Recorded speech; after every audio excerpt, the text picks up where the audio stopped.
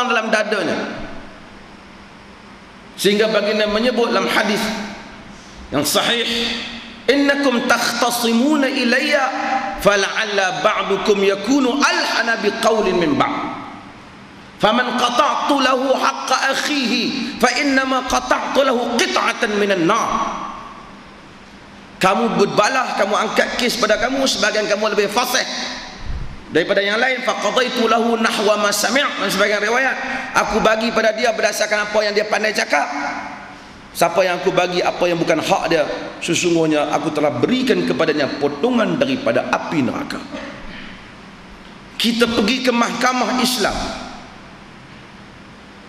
kita bawa kes satu orang berzina,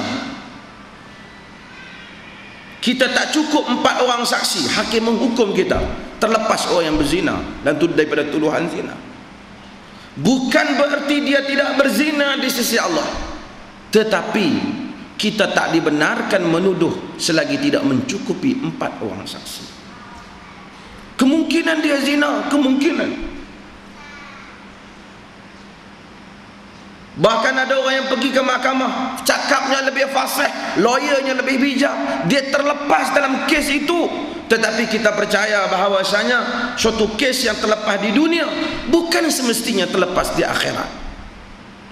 Mahkamah Allah Qadirul Jalil lebih adil daripada segala andaian manusia ini.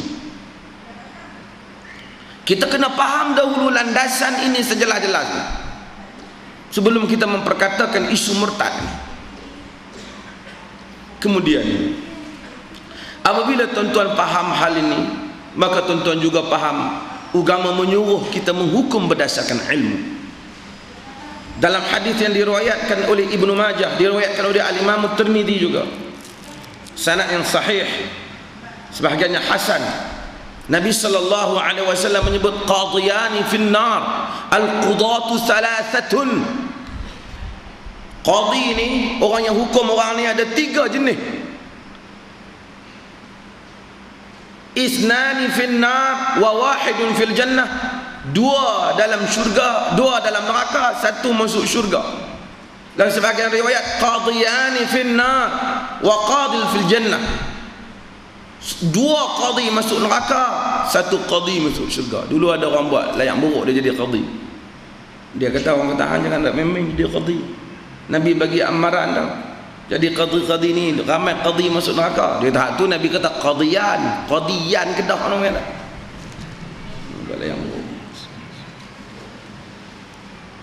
Dalam bahasa Arab dia dua tu kita 2 qadi Arab, dia taklah kitaban, rajulan, qadiyan, dia tambah alif nun tu tanjuk 2 qadiyani fil nar, kita 2 qadi dalam neraka. Dia kata tu qadiyan kedah ya nah.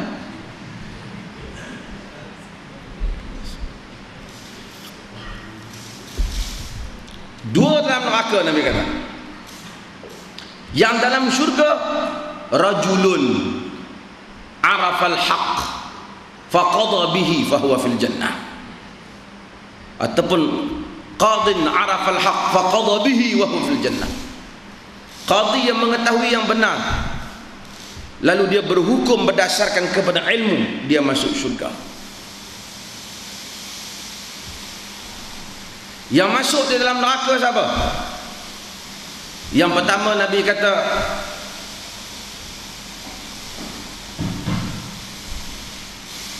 tak bagus sistem. Adapun yang masuk ke dalam neraka, qadi yahkumu ala jahl atau qada lin nasi ala jahl, hukum manusia berdasarkan tak dasarkan kaedah ilmu, berdasarkan kepada kejahilan, wa huwa finnar, dia masuk neraka. Atau rajulun arafal haq fajara fi hukm fa huwa finnar, ataupun qadi yang tahu yang benar, dia melanggar yang benar tu, dia masuk neraka. Ulama-ulama hadis kata qadi ni orang yang nak hukum orang ni mesti hukum kaedah. Kalau kita berdasarkan kepada kaedah, tiba-tiba kita silap.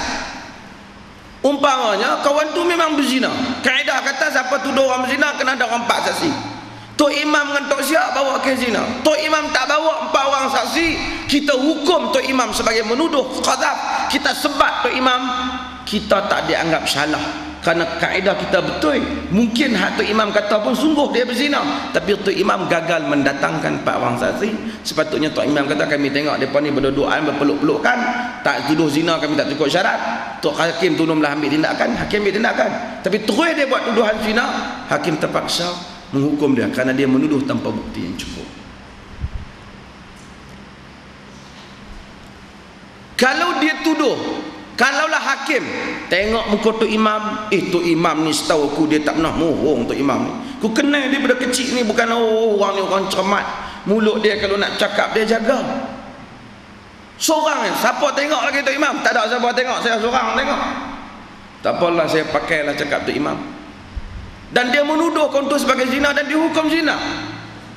Dan secara kebetulan tuduhan tu memang benar, Tok Imam tak bohong. Qadhi itu tetap berdosa walaupun hukumannya betul, disebabkan dia menggunakan kaedah yang salah. Dia tidak ikut apa yang Allah dan Rasul perintahkan dalam kaedah menghukum. Kerana Allah dan Rasul bukan saja menentukan jenis hukum, dia menentukan juga cara menghukum sesuatu kes. Dan ini tuan-tuan semua mesti faham. Balik kepada isu murtad di Malaysia, kita ada beberapa persimpangan. Satu, isu murtad ini saya sebut dalam radio Kangar baru ni, isu murtad ini kita bimbang. Kita tahu bahawasanya ramai pihak cuba menonjolkan isu murtad ini di atas dasar supaya memberi ruang. Pertama, isu murtad ini mungkin sungguh orang murtad, dan kita pun percaya ada orang yang sudah tidak concern dengan agama dia, tak ambil berat dengan agama, dan dia anggap benda akidah sudah tak akidah. Ini lama dah kita cakap, batal semayang, batal puasa orang tahu, batal kalimah syahadah orang tak tahu. Itu satu. Namun dalam masa yang sama, di samping kita tahu, kita nak tuduh orang ni nak kena ada bukti lah. Cuma kita bimbang, sekarang ni ada seruan nak tuntut supaya orang boleh tukar agama. Jadi tukar agama ini adalah hak yang mesti dihormati. Ini dasar human right, ini mesti dihormati. Lalu mereka mengemukakan angka yang begitu tinggi. Dengan angka yang begitu tinggi ini, kerajaan mesti menghormati seruan ini. Kerajaan mesti memberikan peruntukan membolehkan orang menukar agama, disebabkan kerana angka yang nak ni tinggi. Ini adalah hak asasi manusia, bukan seorang dua. Ini cerita ratus-ratus ribu ataupun cerita puluh-puluh ribu. Dan yang cuba timbulkan angka ini adalah beberapa media barat.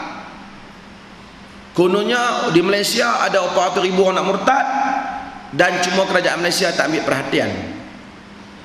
Dan orang Islam sebahagian yang terpengaruh menyatakan memang orang akan murtad,